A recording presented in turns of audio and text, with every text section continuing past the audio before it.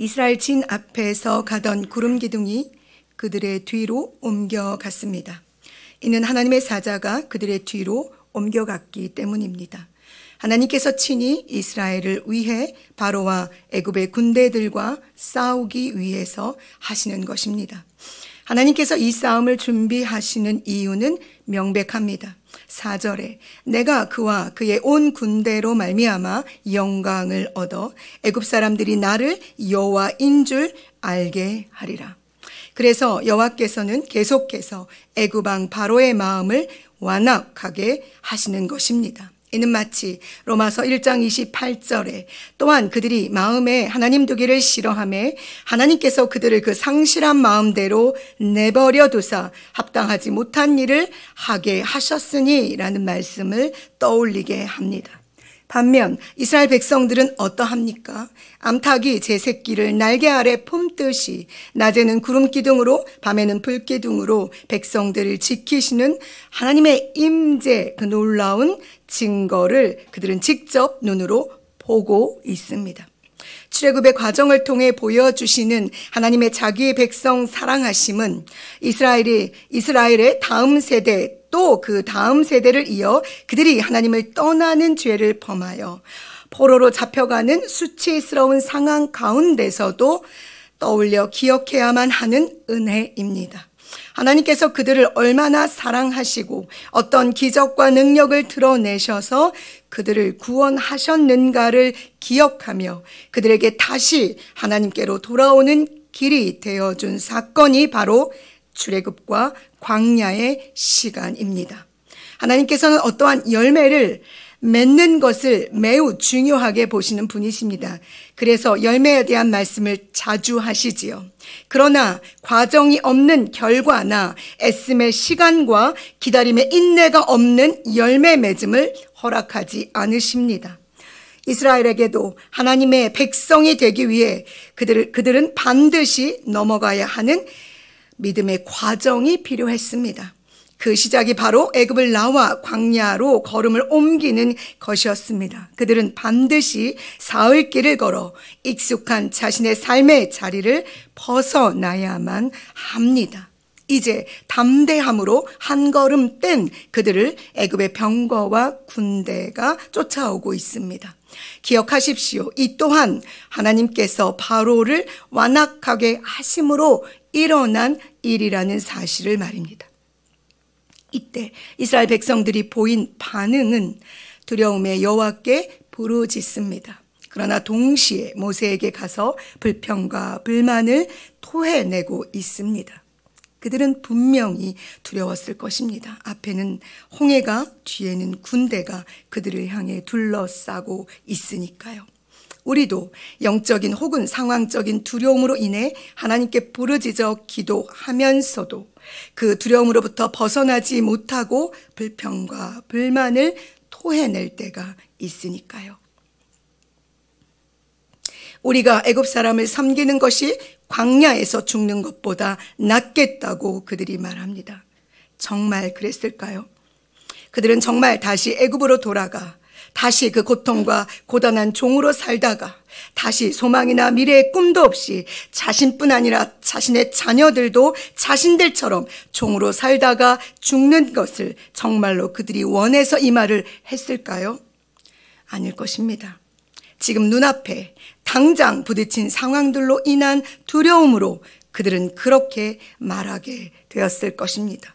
왜냐하면 430년입니다. 그 긴 시간이 흐르는 동안 그들은 종으로 가장 원초적이고 육체적인 삶의 자리에 있었기 때문입니다. 그래서 그들은 죄의 습관과 종의 관습에서 벗어날 시간과 과정이 반드시 필요했고 하나님께서는 그들의 이 과정을 함께 친히 걸어주고 계시는 것입니다. 반면 이스라엘의 지도자 모세는 어떠합니까?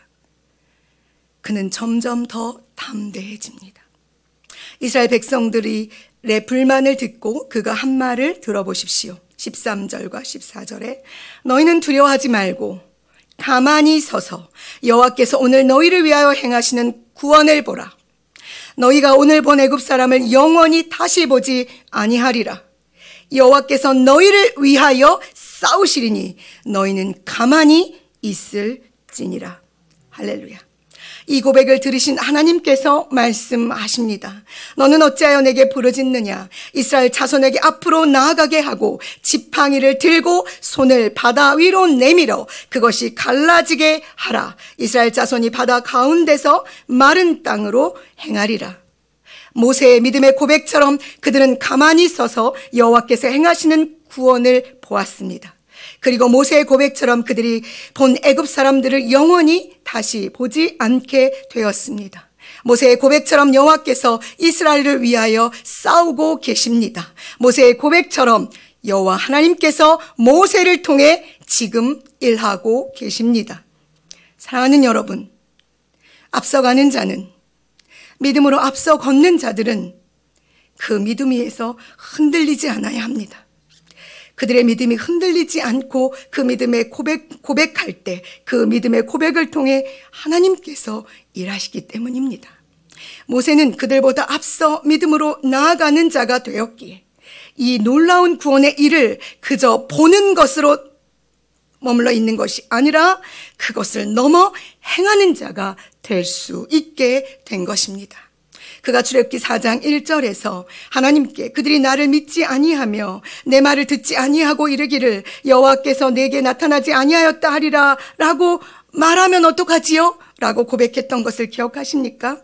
그때 하나님께서 그의 손에 지팡이를 지명하시며 그것이 뱀이 되게 하시고 그의 손이 나병이 생겼다가 낫게 하는 표적을 보이시면서 말씀하십니다. 아브라함의 하나님, 이삭의 하나님, 야곱의 하나님 여호와가 내게 나타난 줄을 믿게 하려 함이라고 약속하셨습니다. 그리고 그 약속을 지금 홍해를 건너는 이 사건을 통해서 이스라엘 백성들이 모세에게 고백합니다. 31절에 여호와를 경외하며 여호와와 그의 종 모세를 믿게 하셨습니다. 다시 말씀드립니다. 우리는 모두 누군가의 리더 앞서 걷는 자들입니다. 가정에서, 학교에서, 교회에서, 그리고 세상 가운데서 말입니다. 내 뒤에 한 사람이라도 나를 따라오는 자가 있다면 우리는 하나님께서 세우신 지도자입니다. 그러니 함께 주님의 지도자 된 여러분, 우리는 우리의 믿음이 더욱 온전함을 따라 성장하기를 기도해야 합니다. 아울러 장성한 분량에 이르기를 힘써 기도하며 애써 그 모든 시간을 인내하셔야 합니다. 그래야 우리도 모세처럼 하나님의 크신 능력을 보는 것을 넘어 하나님과 함께 이 놀라운 구원의 역사를 행하는 자들이 될 수 있기 때문입니다. 기도하시겠습니다. 사랑하는 하나님, 우리를 어둠의 저 깊은 종의 자리에서 빼내셔서 하나님의 기이한 빛 가운데 살게 하신 것이 은혜입니다. 그저 우리가 이것을 보고 이 안에서 누리는 것으로 행복해하며 누리는 이 삶을 만족하는 자가 되지 않게 하여 주시옵소서. 우리도 모세처럼 보는 것을 넘어 하나님과 더불어 함께 우리의 믿음을 통해 놀랍고 크신 주님의 능력을 행하는 자들이 되게 하여 주시옵소서. 그러기 위해서 우리에게 믿음을 더하여 주시옵소서. 흔들리지 않는 믿음을 주시옵소서. 주님, 견고하게, 성실하게, 정직하고 겸손하게 이 믿음의 길을 걷게 하여 주시옵소서. 오늘도 우리를 도우실 것을, 성령님께서 우리 안에서 도와주실 것을 믿으며 간절히 예수님의 이름으로 기도합니다. 아멘. 오늘은 여러분의 개인 기도를 하시기 전에 이 나라와 이 나라의 정치와 경제를 위해서 기도해 주십시오. 이 나라가 안전해져야 우리 다음 세대 아이들이 평안하게 믿음 안에 살아낼 수 있을 것입니다. 아울러 교회가 나라와 민족을 위해, 온 세계를 위해 기도하는, 만민이 기도하는 집으로 교회들이 세워질 수 있도록 위하여 기도하시다가 여러분의 삶의 자리로 돌아가시겠습니다.